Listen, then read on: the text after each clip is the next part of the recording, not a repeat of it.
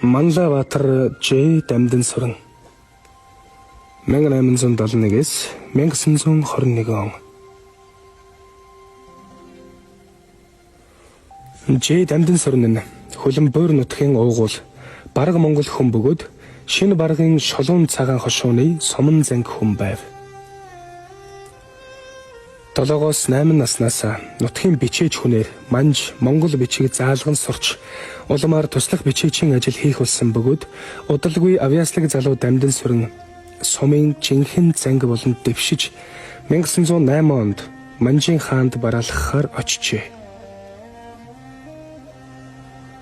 Тэр үедээ Бээжин дээрээд байсан халахын Түшээдхан аймгийн Жанжин ханд дорчтой танилцсан дотн нөхөр бололцож Манжин төрийн ялзарч буй байдлыг шүүмжлэн ийм үед бидний монголчууд олон ширхгийг нийлүүлэн түмэн жингийн хөндийг өргөхтэй адил хүчин чадлаа нэгтгэн нэгэн зэрэг хөдлөхгүй ямар цагийг хүлээн хэмээн хэлэлцжээ. Дамдын сүрэн нутагтаа буцаж ирээд ханд дорчтой ийхүү танилцсанаа итгэлтэй хүмүүстэй ярьж байсан гэдэг.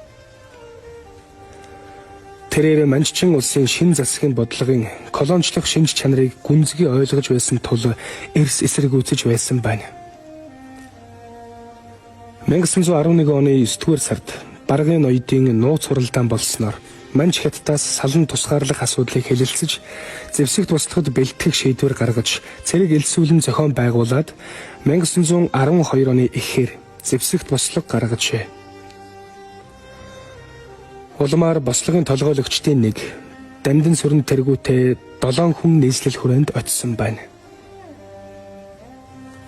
Ингэснээр 1912 онд Ховд хотыг чөлөөлөх байлдаанд Дамдын сүрэн Магсар жав нараар удирдуулсан цэрэг ялалт байгуулсан бөгөөд Богд хааны зарилгаар Дамдын сүрэн үе үлрэн залгамжлах засаг төрийн бэйл цэргийн Жанжин Манлайбаатар цолоор шагнажээ. 1913 оны Өвөр Монголыг чөлөөлөх 5 замын байлдааны ерөнхий командлагч Жанжин нь Дамдын сүрэн байсан гэдэг. Дамдын сүрэн бол зөвхөн цэргийн Жанжин төдийгүй Монгол улсын гадаад харилцааны нэртэй зүтгэлтэн байлаа. Тэрээр 1913 оны 3 дугаар сард Монгол төвдийн гэрээ байгуулахад 1914 онд Монгол, Орос, Хятад 3 улсын гэрээ хэлэлцээр эхлэхэд Монголын төлөөлөгчдийн бүрэлдэхүүнд оролцож байжээ. 1914 оны 8 дугаар сараас 1915 оны 5 дугаар сарын 25-нд явагдсан Хяактын хэлэлцээрт Дамдын сүрэн Монголын төлөөлөгчдийн бүрэлдэхүүнд орж Монгол үндэстний нэгдмэл нэгэн улс байх байр суурин дээр тууштай зогсож байлаа.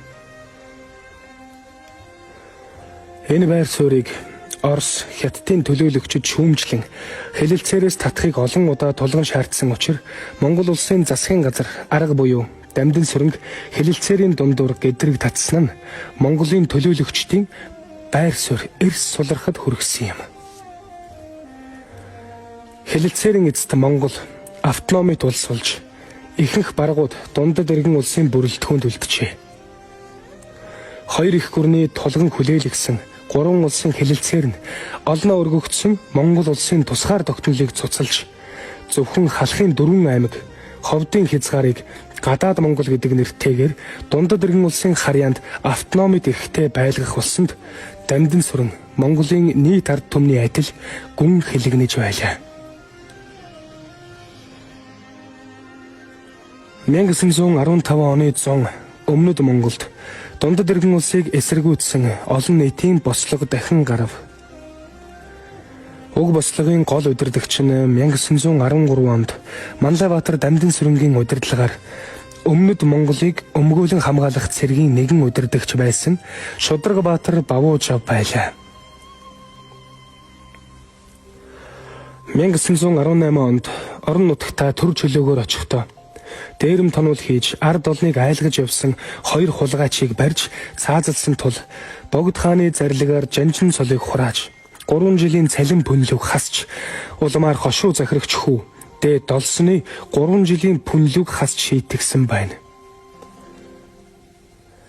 Гэсэн ч удалгүй 1919 онд Жанжин цолыг нь эргүүлэн олгож улбар шар хүрэм Богд хаан онцгой гавья байгуулсан хүнд сойрхдог Эрдэнийн учир одонгоор шагнасан байна. Жэ Дамдын сүрнэн би хятад Улаан Орос хоёроос Монголыг хамгаалж чадна гэж хэлж байжээ. Гэвч Манлайбаатарт тийм боломж олдоогүй нэ дэндүү харамсалтай юм. 1920 оны 9-р сарын 11-нд Дамдын сүрнэн хятадуудад баривчлагдаж хятадын шоронгийн хатуу чанга эрүүшүүлт хүнд бэрх нөхцөлд 107 хоног хоригдсон. 1921 оны 1-р сарын 27-ны өдөр би эдний дэргэд хэвтийгээр өгөхгүй. Хэмээн өгүүлж босоогоор амьсгал хураасан ба төр улсын хэргийг амьд хүмүүн хөдлөгдөг аваас тогтсон суурь нь ам би хайргүй зүтгэж үхэж үрэгдэхстийн яс чөмгөн дээр тогтдог. Хэмээн айлдан гэрээсэлсэн байдаг.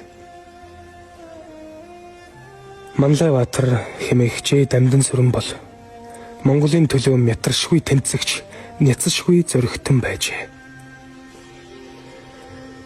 Бидний үе удам залуус дүүнер эл хүмүүний амьдрал тэмцлийг үрд санаж үлгэр дуурайлал болговол зохих билээ.